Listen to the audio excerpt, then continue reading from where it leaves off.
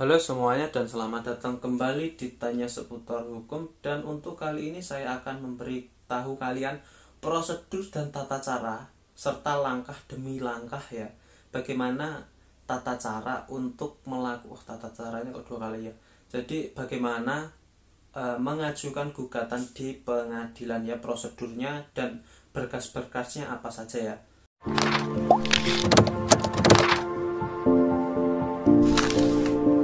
Jadi yang pertama ketika kalian mau mengajukan gugatan di pengadilan, yang pertama siapkan dulu berkasnya.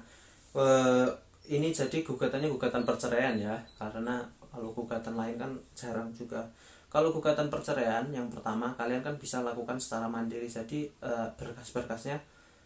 berkas-berkasnya yang perlu kalian siapkan ada IKTP jelas seperti biasa, kartu keluarga, surat nikah asli. Surat nikah asli itu buat ditunjukkan ke pengadilan nanti. Setelah itu fotokopi surat nikah yang sudah legalisirnya ke pencatatan sipil ya nanti. Setelah itu akta kelahiran jika kalian sudah memiliki anak ya, itu yang perlu kalian siapkan. Yang kedua, silahkan kalian datang ke pengadilan tempat kalian domisili ya, sesuai domisili kalian masing-masing, pengadilan kalian masing-masing. Jadi silahkan kalian ke pengadilan agama jika kalian muslim, dan silahkan datang ke pengadilan negeri jika kalian non muslim ya. Ini langsung aja, silahkan kalian mengajukan gugatan cerai ke pengadilan ya, dengan cara silahkan kalian register, kalian datang seperti biasa, nanti pasti akan yang menyambutnya ya. Langsung kalian datang ke loket pengajuan gugatan.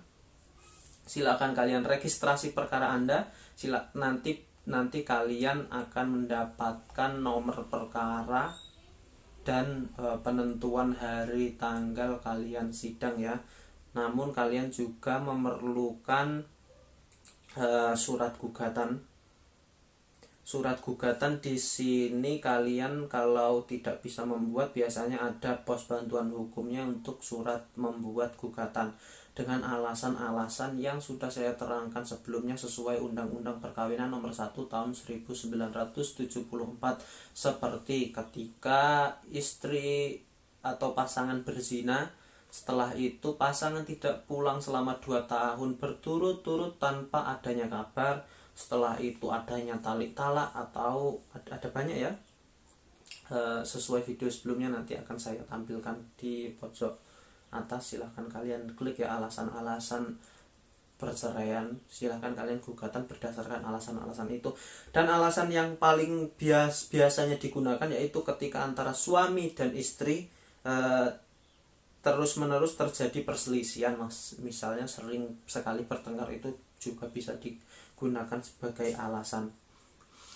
Jadi setelah kalian mendaftarkan dan sudah kalian membuat surat gugatan, kalian tinggal membayar biaya perceraian atau uang pinjar. Biasanya uang pinjar ini karena tidak pasti, tergantung domisili kalian, sejauh apa radius kalian, ada pengelompokan golongan-golongannya dari pengadilan, karena surat kan akan diajukan ke pihaknya kan jauh ya, nanti berarti ukurannya itu karena tiap pengadilan berbeda-beda. Silahkan lihat di keputusan kepala pengadilan kalian masing-masing. Setelah itu, setelah mempelajari tata caranya, karena di sebelumnya ada juga video, ada juga yang menjelaskan berapa kali datang sidang. Pasti yang pertama nanti ada mediasi, gugatan, jawaban, replik, duplik, kesimpulan, habis itu pembuktian juga, habis itu putusan ya. Itu perlu 7-8 kali sidang. Namun ketika tidak hadirnya pihak tergugat, nanti cuma ada 3 kali sidang langsung putusan, atau disebut putusan first take ya nanti. Setelah itu kalian perlu menyiapkan saksi-saksi untuk melakukan pembuktian. Jadi urutannya itu tadi, silahkan kalian lengkapi berkas kalian yang seperti tadi, adanya akta kelahiran anak jika ada anaknya, KTP, KK, dan lain sebagainya seperti yang di depan tadi. Setelah itu silahkan kalian datang ke pengadilan kalian sesuai domisili kalian. Silahkan kalian mendaftarkan gugatan kalian untuk mendapatkan nomor perkara. Silahkan kalian registrasikan untuk memperoleh namanya tanggal dan hari sidang. Setelah itu silahkan kalian membuat surat gugatan dan menyiapkan saksi. Setelah itu ya itu aja sih, cukup itu aja, tidak terlalu sulit ya. Dan namun kalian jika tidak tahu prosedurnya, kalian bisa menyewa kuasa hukum. Dan kalau kalian nggak tahu kuasa hukum yang profesional, silahkan hubungi saya akan carikan kuasa hukum yang profesional, namun bukan saya ya. Oke, terima kasih banyak ya.